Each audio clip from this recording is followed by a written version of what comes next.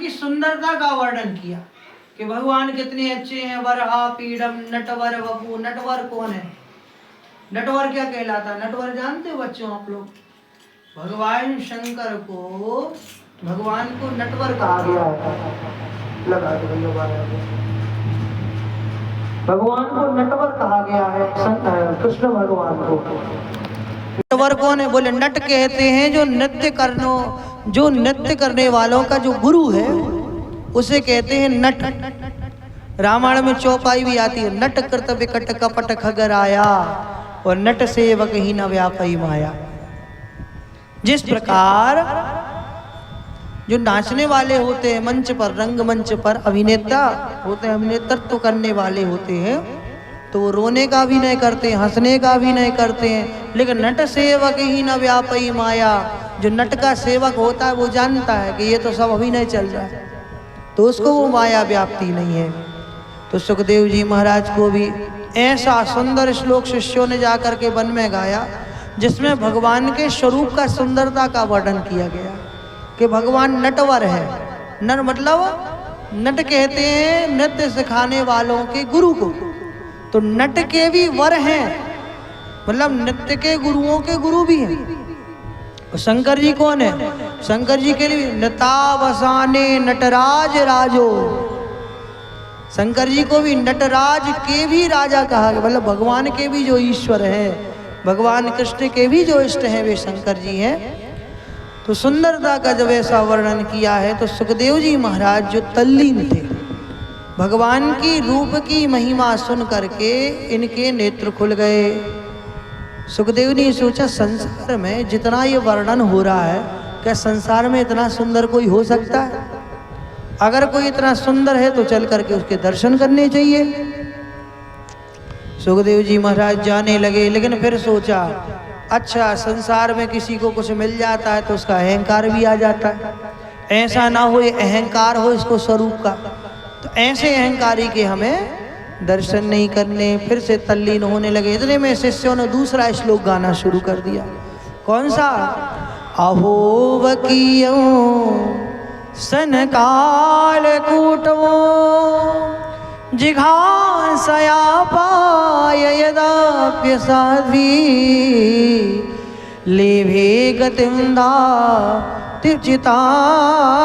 ततोऽन्यं कं वा दयालो शरणं व्रजेम। अब इसमें भगवान के स्वरूप के साथ साथ उनके स्वभाव का भी वर्णन था। कैसा स्वभाव है भगवान? बोले अहो बकीयम स्तन कालकूटम, भगवान कितने दयालु हैं। बकासुर की भगनी बकी अर्थात पूतना भगवान को मारने के लिए स्तनों में विष लगा करके आई थी, लेकिन भगवान की दयालुता तो देखो। अहो वकीयम स्तन कालकूटम जिघांसया पाय यदप्यसाद लेभे गतिम, ऐसी गति पूतना को प्रदान कर दी भगवान ने कि अपने निज धाम ही भेज दिया। जो गति माता यशोदा को और देवकी को बाद में दे दे भगवान, पूतना को पहले ही दे दे। अब बताओ ऐसा कोई संसार में दयालु होगा जो तुम्हें जहर पे आए तुम उसे अपने घर का सदस्य बना लो? कम वा दयालुम शरणम ब्रजेमो, संसार में ऐसा कोई अभागा ही होगा जो ऐसे दयालु प्रभु की चरण शरण ग्रहण न करना चाहे। आप जहाँ ऐसा वर्णन सुना सो सुखदेव जी की तपस्या भंग हो गई। नेत्र खोले, शिष्यों के पास गए, क्यों भैया ये जो तुम गा रहे हो श्लोक, ऐसे और श्लोक हैं तुम्हारे पास? बोले महाराज हमारे गुरुजी ने एक पुस्तक बनाई है जिसमें ऐसे 18,000 श्लोक लिखे। अच्छा तो गुरुजी से मिलवाओ अपने। लेकर के गए सो देखा कि गुरुजी तो हमारे पिताजी यही है। चरण स्पर्श कर लिए, हृदय से लगाया, वेद व्यास जी ने यज्ञोपवीत संस्कार कराया और सुखदेव जी महाराज को श्रीमद् भागवत महापुराण का अध्ययन कराया। बोले महाराज एक और हमारा प्रश्न था कि धर्मः कर्म शरणम गता, जब भगवान धराधाम को छोड़ करके चले गए तो धर्म किसकी शरण में गया? बोले महाभारत कालीन समय की बात है, जब दुष्ट दुर्योधन की जंघा टूट गई थी भीमसेन की गदा से। भरे मैदान में डले हुए थे। चील, गिद्ध आदि पक्षी ऊपर से देख रहे कि ये कब समाप्त हो, कब हम इनके मांस को नोचे। तभी अश्वत्थामा और कृपाचार्य दोनों का आगमन हुआ। अश्वत्थामा कहने लगे, मित्र तुम्हारी ये दशा हमसे देखी नहीं जा रही, बताओ क्या करना है। दुर्योधन कहने लगे, मित्र मेरी अंतिम इच्छा पूरी कर सकते हो? बोले बिल्कुल, तुम कहो तो हम पांडवों का सकुल विनाश कर दें। बोले सकुल विनाश नहीं करना है, ना पांडवों को मारना है। हमारी अंतिम इच्छा ये है कि तुम पांचों पांडवों के शीश काट करके ले आओ। अगर मेरी अंतिम इच्छा तुम पूरी करना चाहते तो पांचों पांडवों के शीश काट करके ले आओ। अश्वत्थामा छिपते छिपाते गए। अच्छा, भगवान तो सर्वांतर्यामी है। उस दिन भगवान जहाँ पांडव सोते थे, भगवान वहाँ से कुछ अन्यत्र उन्हें सोने के लिए ले गए और द्रौपदी के समीप 5 पांडवों के पुत्र सो गए, जो दिखने में पांडवों की तरह थे। अश्वत्थामा ने गलती से रात्रि के अंधेरे में सोते हुए पांडवों के बालकों के सिर काट दिए और काट करके घर के ले गए। धरकर जब ले गए, दुर्योधन को बताया कि देख मित्र, मैं भी तेरा पक्का यार हूं, तूने कहा था ना मैं अंतिम इच्छा पूरी करने आई, ये 5 पांडवों के सिर। दुर्योधन ने कहा, अच्छा तो जरा इसमें से भीमसेन का सिर निकाल के देना। भीम का सिर निकाल करके दिया। दुर्योधन ने पकड़ करके जब दबाया सो पपीता सा पिचक गया। बोले मित्र, तुमसे कुछ ना कुछ गलती हो गई है। भीमसेन का सिर तो वज्र के समान कठोर रहता है, ये पिचक कैसे गया? अरे लगता है तुम गलती से पांडवों की जगह पांडव पुत्रों के सिर काट के ले आए। अरे मूर्ख, तूने तो हमारे खानदान में पानी देने वाला तक नहीं छोड़ा, भाग यहाँ से। अश्वत्थामा को जब पता चला कि पांडव तो मरे नहीं, पांडव पुत्र समाप्त हो गए, अब तो हमारे प्राण खतरे में, सो अश्वत्थामा छिपता छिपाता हुआ भागा चला गया। आज द्रौपदी ने जब देखा है कि 5 पुत्रों के धड़ तो डले हुए हैं लेकिन सिर का पता नहीं, जोर जोर से द्रौपदी रोने लगी, रुदन करने लगी। जोर जोर से रोती हुई द्रौपदी की आवाज सुनी, 5 पांडव उपस्थित हो गए, भगवान उपस्थित हो गए। ध्यान धर के देखा, सारी बात पता चल गई। भगवान अर्जुन के साथ अश्वत्थामा को ढूंढने के लिए निकल पड़े। अश्वत्थामा एक वन में चला जा रहा है। अश्वत्थामा ने जब पीछे से अर्जुन और भगवान को आते हुए देखा तो देखो, पहले के समय गुरुजन जो होते थे वे किसी भी कुपात्र को विद्या नहीं देते थे। क्यों नहीं देते थे? क्योंकि ये कहीं भी चला देता। ऐसे अश्वत्थामा ने जो ब्रह्मास्त्र सीखा था, ये अपने पिताजी से सीखा नहीं था, इसने छिप करके देख लिया था, क्योंकि ये योग्य नहीं था ब्रह्मास्त्र के। इसलिए इसके पिताजी ने अर्जुन को तो सिखाया था, लेकिन अश्वत्थामा को गुरु द्रोणाचार्य ने ब्रह्मास्त्र की शिक्षा नहीं दी थी, क्योंकि वो जानते थे ये कहीं भी चला देगा। अब ब्रह्मास्त्र को जब पीछे पीछे अश्वत्थामा के भगवान और अर्जुन गए रथ से, तो इसने मात्र बचने के लिए ब्रह्मास्त्र छोड़ दिया। यहाँ से ब्रह्मास्त्र जा रहा है, भगवान कहने लगे भैया अब तुम भी ब्रह्मास्त्र निकालोगे, ब्रह्मास्त्र का तो मुकाबला ब्रह्मास्त्र ही कर पाएगा। तो यहाँ से अर्जुन ने भी ब्रह्मास्त्र छोड़ दिया। दोनों ब्रह्मास्त्र आपस में टकराने लगे, प्रलयंकारी प्रभंजन होने लगे। भगवान कहने लगे अर्जुन, उसने छोड़ तो दिया है लेकिन उसे लौटाने की विधि नहीं आती। तुमने अपने गुरु की जूठन पाई है, गुरु सेवा करी है, इसलिए तुम्हारे गुरु ने तुम्हें ब्रह्मास्त्र छोड़ने की भी विधि बताई है और ब्रह्मास्त्र को लौटाने की भी विधि बताई है। जल्दी से दोनों ब्रह्मास्त्र को लौटाओ, नहीं तो प्रलय हो जाएगा। अभी अर्जुन ने मंत्र शक्ति से दोनों ब्रह्मास्त्रों को शांत किया और अश्वत्थामा को पकड़ करके द्रौपदी के समीप ले आए। अपराधियों के तरह बीच में बांध करके डाल दिया। अर्जुन बोले इसको मार ही दो। भीमसेन बोले सही कह रहे, ऐसे अपराधी को तो मार देना जिसने सोते हुए बालकों को। शास्त्र कहता है मत्तम प्रमत्तम मुनमत्तम सुप्तम बालम श्रियम जड़म प्रपन्नम विरतम भीतम नरपुम हंति सर्वविद। सोते हुए को, मतवाले को, मतवाला कहते जो नशे में, मतवाले को, सोते हुए को, स्त्रियों को, बालक को और शरण में आए हुए शत्रु को भी शास्त्र के अनुसार मानना नहीं चाहिए। नरिपुम हंति धर्मविद। धर्म कहता है अगर शत्रु तुम्हारी शरण में आ गया है तो फिर तुम्हें उसे मृत्युदंड नहीं देना चाहिए। कोई ब्राह्मण है, गुरु है, सत्पात्र है, इसको भी दंड नहीं देना चाहिए।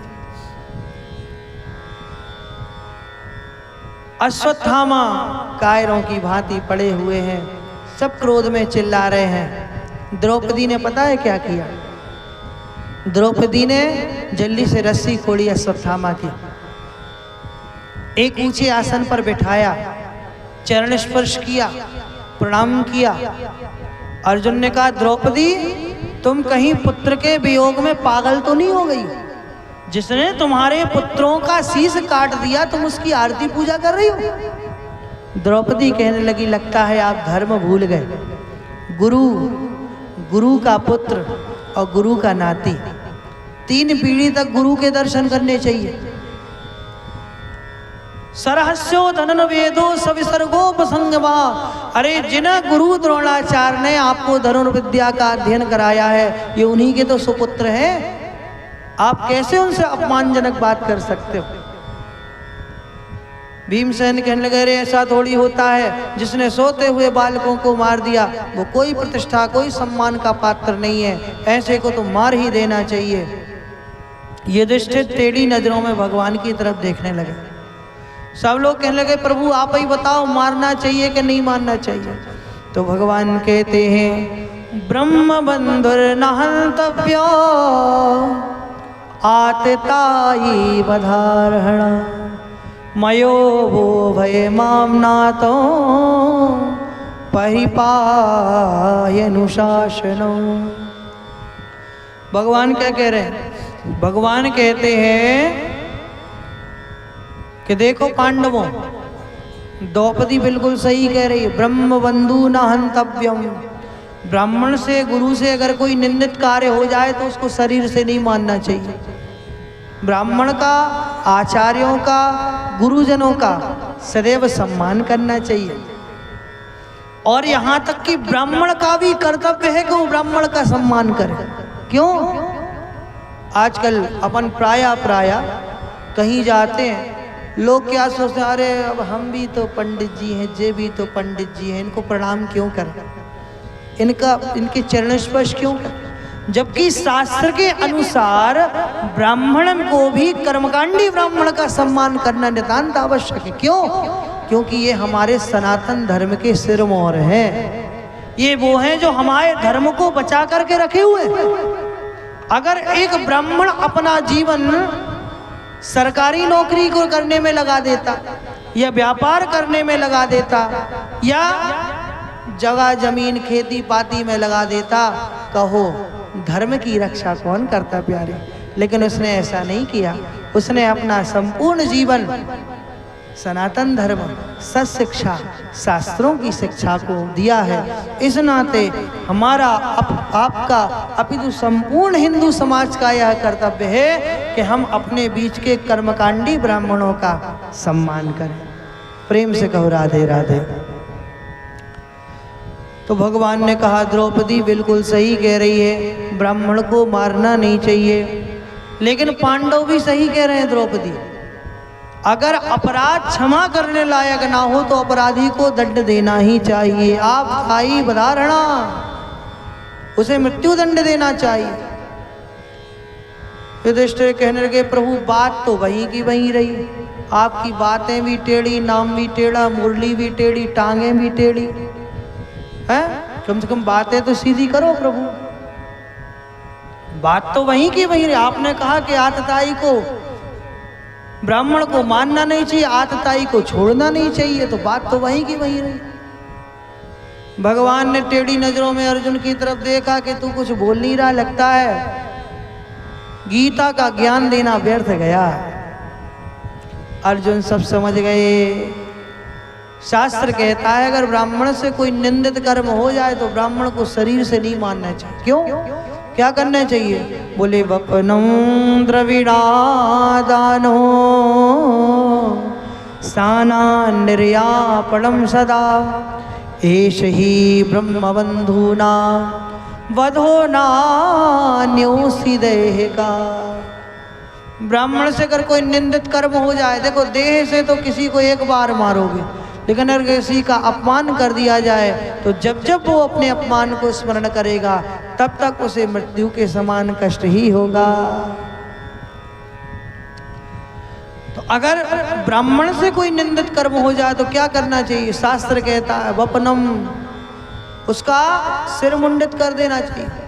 द्रविणादानम, उसका धन स्थानान्यर्यापण, उसका स्थान छीन लेना चाहिए। एष ही ब्रह्म बंधु नाम वधो नान्योसी देह का, यही अपमान ही ब्राह्मण के लिए मृत्यु तुल्य माना जाता है, क्योंकि ब्राह्मण को कभी देह से नहीं मारना चाहिए। अर्जुन समझ गए, धक्का दे करके भरी सभा में अपमान कर दिया, उसकी जगमगाती हुई मणि को निकाल लिया, उसके वस्त्रों को छीन लिया, अपमानित करके भगा दिया। भगवान अपने द्वारिका को जाने लगे, इतने में क्या देखा? चरणों में उत्तरा गिरी हुई है।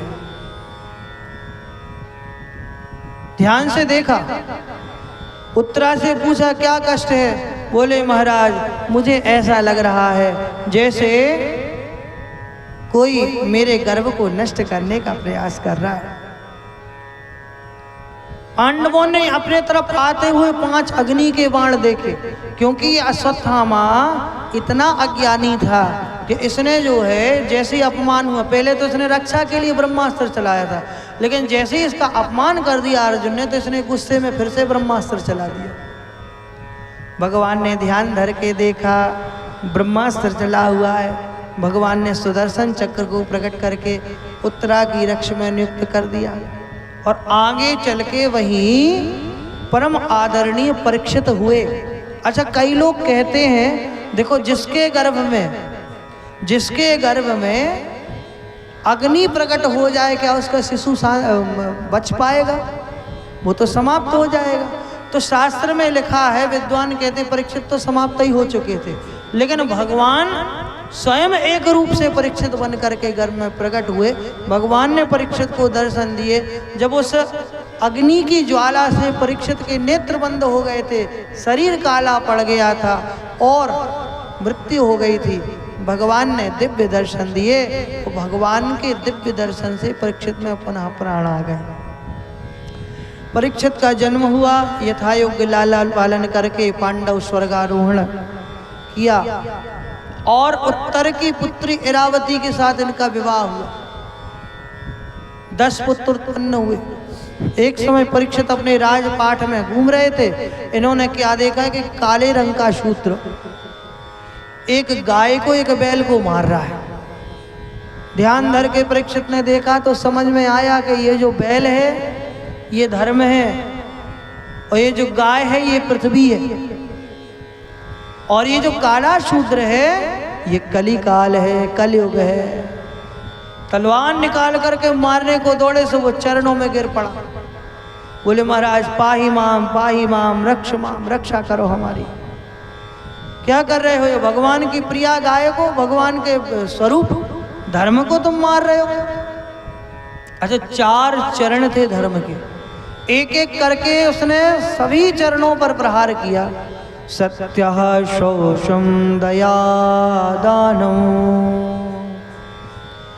पहले पैर में लाठी मारी, पहला पैर टूट गया धर्म का। सत्यम, कलयुग के लोगों ने सत्य बोलना छोड़ दिया। शास्त्र कहता है सत्यम ब्रूयात प्रियम ब्रूयात मां ब्रूयात सत्यम प्रियम।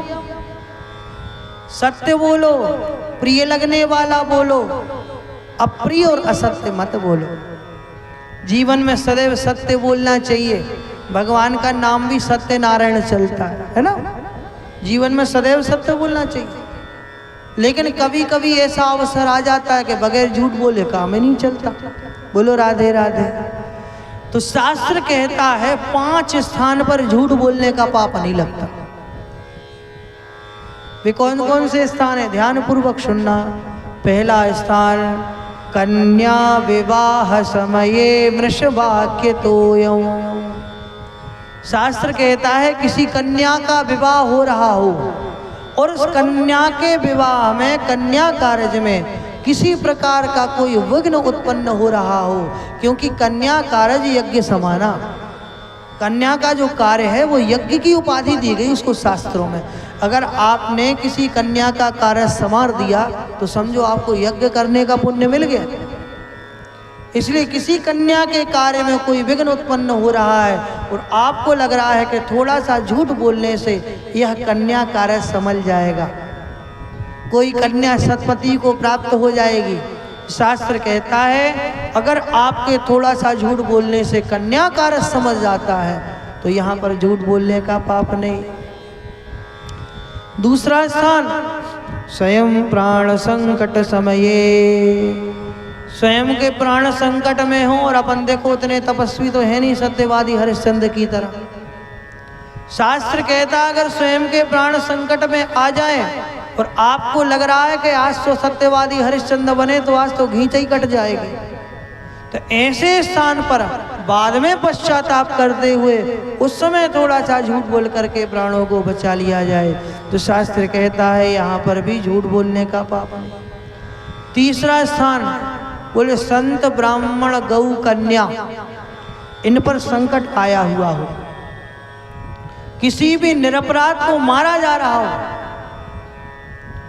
उदाहरण के लिए जैसे कोई कसाई गौ माता को ले जा रहा पकड़ करके, आप झूठ ही बोल दो, कहाँ ले जा रहा हो, हमारी गैया है, तो आपका झूठ बोलने से पाप होगा कि पुण्य होगा, बताओ? पुण्य होगा, क्योंकि आपका झूठ बोलने से किसी गौ के प्राणों की रक्षा हो गई।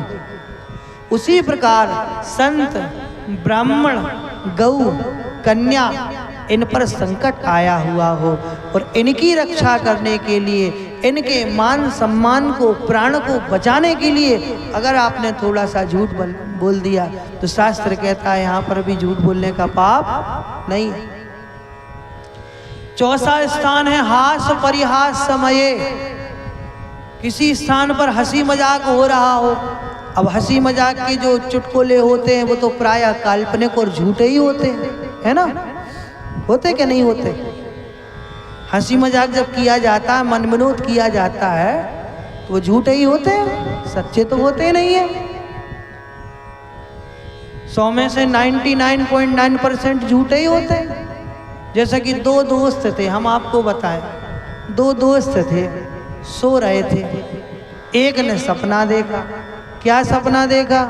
एक ने सपना देखा कि हम स्वर्ग चले गए, स्वर्ग पहुंचे, स्वर्ग में जा करके स्वर्ग में बहुत सारे दीपक जल रहे हैं। उसने किसी से पूछा क्यों भैया ये कैसे दीपक जल रहे हैं?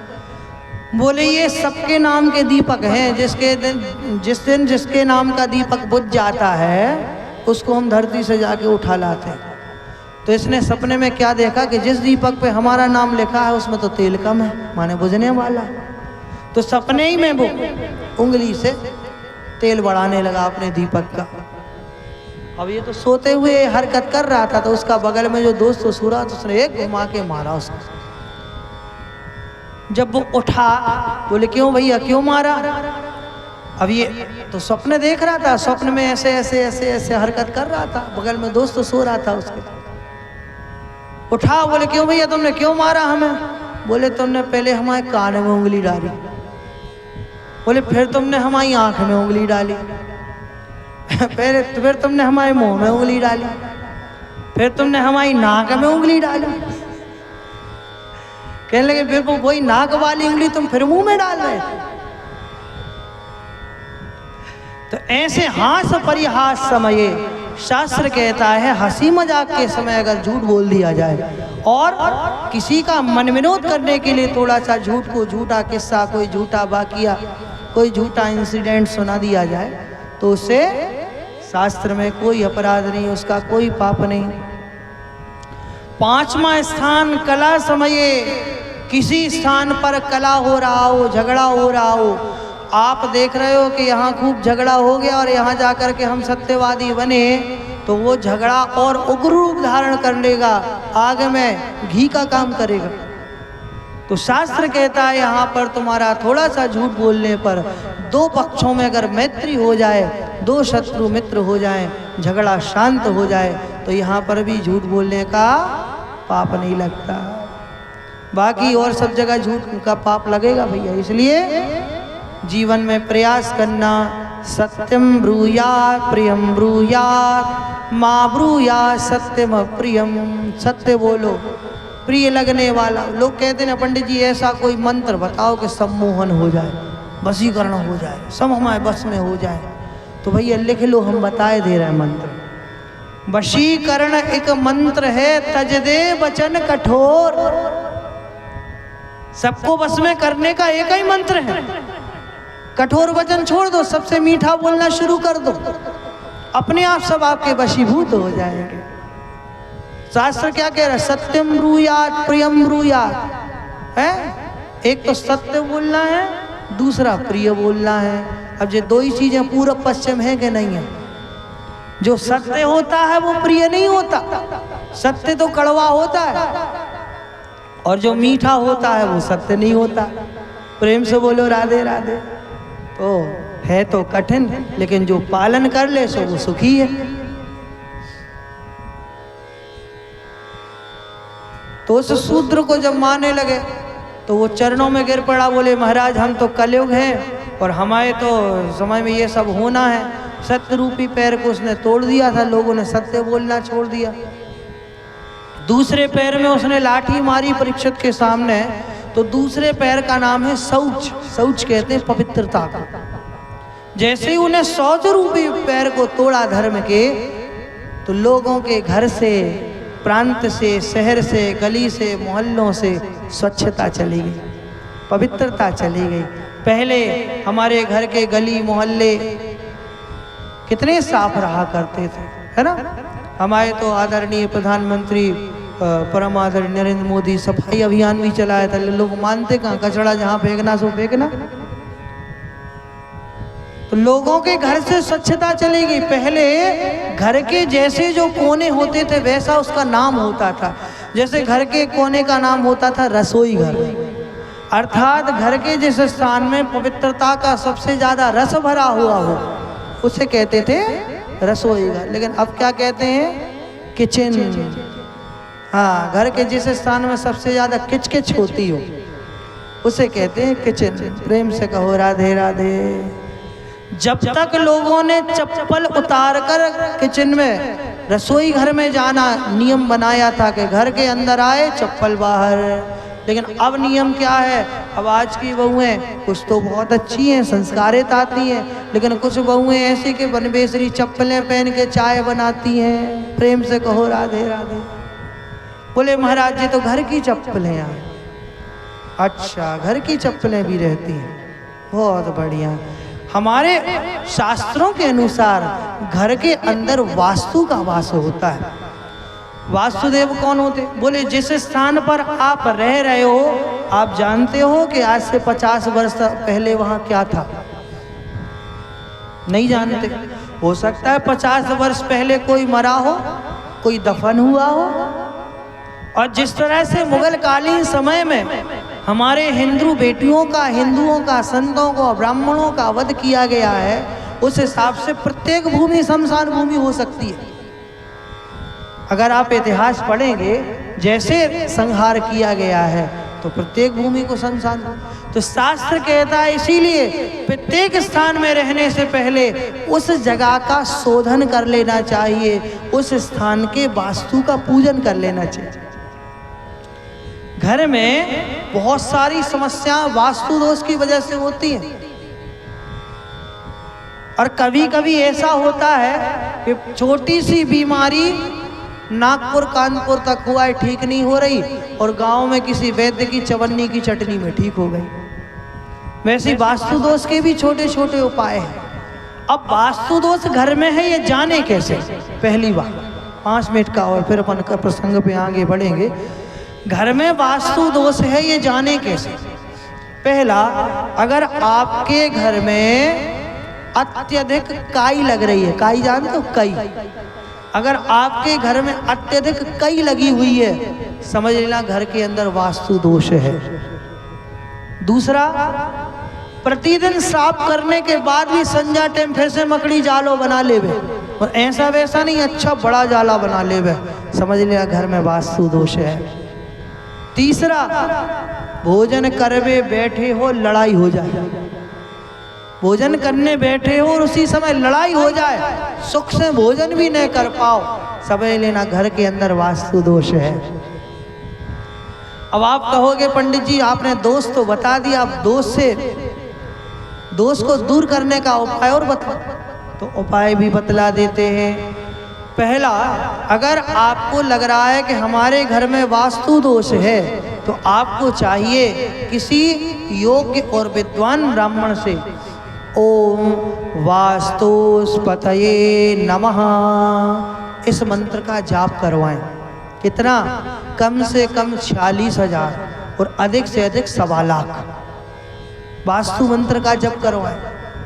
अगर आपको लग रहा है कि भाई हमारे घर में तो इतनी व्यवस्था ही नहीं है, क्योंकि जब घर में परेशानी उत्पन्न होती है तो व्यक्ति धन से भी परेशान हो जाता, पैसा से भी परेशान हो जाता, रोग व्याधि, शरीर इतना टूटा हुआ है कि खुद एक गिलास पानी लेके पी नहीं पा रहे, अब 4 ब्राह्मणों का कैसे करेंगे? तो ऐसी परिस्थिति में क्या करें? अगर आपको लग रहा है कि हम पूजा पाठ कराने में सामर्थ्यवान नहीं है, तो आपको चाहिए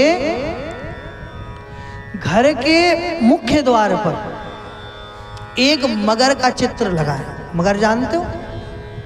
मगर जो छल्ला आता है ना, ऐसे उल्टा लटका, तो मगर को उल्टा करके मगर का चित्र घर के दरवाजे पर लगाएं।